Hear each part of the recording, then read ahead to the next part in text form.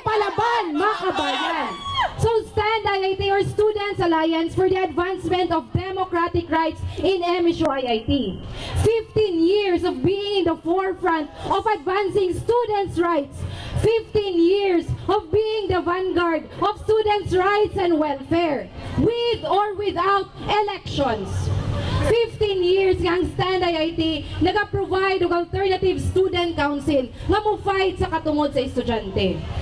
Tungod sa karon nga panginahanglan for 6 years nanginahanglan ang estudyante og genuine student representation sulod sa MSU IIT. Og tungod sa kana nga panginahanglan nun nahadlok ang other political parties that they resort to dirty political tactics. Yesterday, I was filed disqualification for running as kasama president without due process. Ginatagaan ko isa ka butang. Maklaro nato nga sulod sa MSU IIT, ginatamas-tamas ang katungod ng isa ka estudyante. Og ako, isa ka manifestasyon nga naay pagpanamas-tamas sa katungod sa estudyante. Gihikawan ko sa katungod for right to due process. Gihimuan ko isa ka butang. Gialigasyonan ko guilty sa isa ka butang nga wala man gali nahitabo. But then, kinsay ni Barog para sa kong kaugalingon. Ni-admit ko, nihila ko sa DSA because I think nga ako ra isa. Pat nakita na ko ang paningkamot o ang pagsalig sa estudyante na kailangan ta mo Barog para sa atong mga katungod. Og mo to gipaglaban nako og ani ako karon sa inyo ang atubangan tanan. Yes. Og akong ipadayon ang stand for our democratic rights and fight for our future. Kaya ko ang pagdagan nakita nako nga kaya nako matabangan ang kalbaga sa halap doon sa masa nga nasulod sa MSU IIT. So unsa di ang STAND IIT? Ang STAND IIT is a political party nga nagaduso kung unsa ang katungod ng mga estudyante.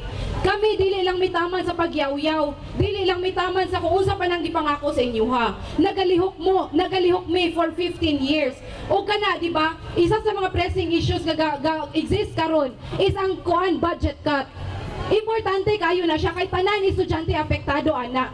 Igna ko kung wala estudyante apektado sa budget cut. Kay kung ikat ang budget ng MSU IIT, ahakwaw na ubang pundo para mahimo tag world class institution. Unsa may ipalit nato mga facilities? Unsa may ipalit nato ipa-develop para at least makakompete na world class? Kung walay budget ang MSU IIT o kung sa'y mahitabo, ipasa ang burden sa mga estudyante munang manggawas and income generating projects. Huwag mo sugot bata nga mga estudyante mo atong pabayaron sa kung unsa man dapat nga dili dapat nila ginabuhat. Ang estudyante dili dapat mahimo nga resource sa usa mang pangbayran, daghan na kay taggibayran, assessment fee, uban pa nga mga bayran, compulsory nga workbooks. O kana dili na siya sala ng institute, but sala na sa gobyerno nga gitagaan tag gamay nga budget sa MSU IIT. Mo nang isa sa platform ng STAND IIT is fight for greater state subsidy. Kami dili lang mitaman storya. Naami nabuhat. Last year 116 million ang gikaharap nga budget cut ng MSU IIT. But sa kamot ng STAND IIT, kauban ng administration, kauban ng non-teaching staff, o kauban pa, nag-unite for a greater state subsidy. O from 116 million, we are very proud to say that we have got then the budget cut to 92 million. O kana siya, dako na siya makadaugan, not just sa 2 pesos nga gi-decrease from 20 pesos nga katong student government fee, nga in fact, walay kalabutang estudyante ana. Kay kana nga budget, para ra na sa kuan sa kasama. So kung tagaan dako nga budget ang kuan ang MSU IIT, base na pay possibility nga less than 2 pesos pa. Base na mawala na ng uban pang mga fees na ginabayaran ng estudyante.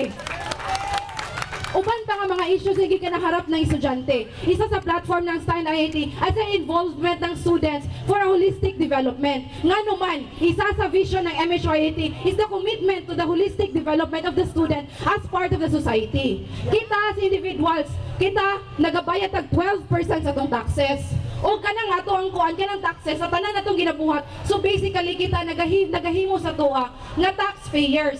But unsay kakahitabo sa tong kwarta? Ginabulsa sa uban nga kuan like Janet Napoles. Nga supposedly dapat ihatag na sa budget ng MSU IIT. Ay kung ihatag na siya, nagmakatabang sa tuwang. Hello. So Sumuto in Stand IIT, isa pa po sa mong gi-promote, isa sa mong platform, isang recognition ng organizations. Yes, naiga-exist nga Council of Organizations, but na-feel ba ninyo tanan karon nga ga-exist siya? Basically, because wala pa natangtang ang institute policy.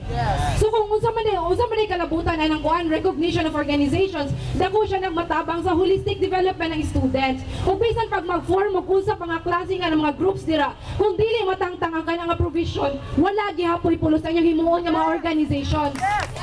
So basically, dapat muna yung ina-push nga i-review na nga mga butang. Huwag dili lang ang creation of uban pa nga ma-develop ang isa ka student, kay basically mawala ra na, kay dili na siya i-recognize sulod sa MSU IIT. Isa pa po isang empowerment, kay di ba natay freedom of speech, freedom of assembly ug uban pa. Pero kana siya gakakuan siya, gaka-deduce siya, kay usay gakahitabo. Ang ato ang mga student publications wala na na-empower because ginagunitan lang siya ng ato ang administration. Sila ang gahold sa budget.